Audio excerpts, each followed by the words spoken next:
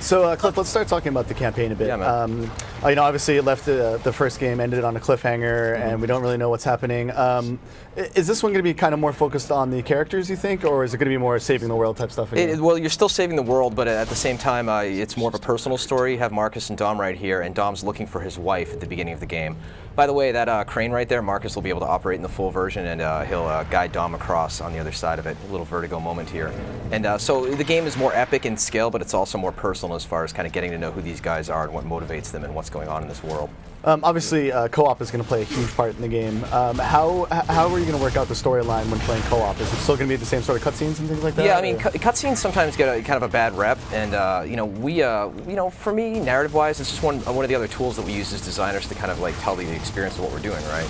And you finish that guy off and get to the next enemy.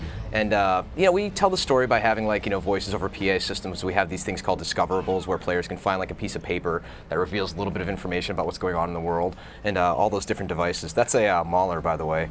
He's a boomer that wields a shield as well as a continually exploding grenade-like device. And if I can take him out, the shield I can actually wield. Ah, he's charging me. Shoot him in the leg, shoot him in the leg. Die. There we go. Sweep the leg. Cool, yeah, that's the way to take him out. Now I have the shield, and there's a Reaver. They can actually land this time around. Let me deploy my shield and take a few pot shots at him. Ooh, that just saved me from the rocket. Now I can plant the shield in the ground right there. One of the themes of the game is the idea of portable cover, right? You can take enemies hostage. You have these creatures called rockworms, which are essentially these, ooh, that's nasty. And you can grab the shields and you can put them in the ground and take out your enemies with them.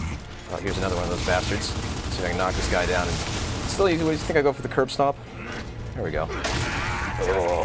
How is it working with Josh Ortega this time out? Josh is a tremendously talented writer who is very prolific in the sci-fi and graphic novel arena. And if you've ever met him, he's a force of nature, man. The guy is just nonstop, and he's such a bundle of enthusiasm. Oop, there's the ticker. I just knocked him onto his back. Oh, and here's our Scorch drone.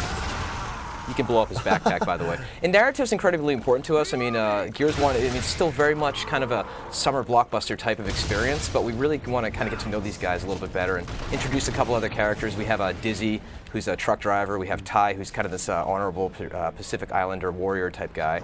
And we have a flamethrower, too, by the way. Yeah, actually, let's talk about some of the new weapons. Obviously, flamethrower is one of the pretty big ones, yeah, but I saw a few of them last night that were equally awesome. Yeah, we have the Gorgon, which is a semi-automatic pistol, which you might have seen me use a little bit of. Ooh, the ticker got me. And then we have the Mulcher, which is our Gatling gun. And that's... the Mulcher? Yeah, it's named appropriately because it basically mulches your enemies. And let me finish this guy off. Oh, let me actually grab him. Look, there's our hostage. And we have a mortar launcher, which is tremendously heavy, and you can launch explosives across the entire map, which is very, very useful in multiplayer.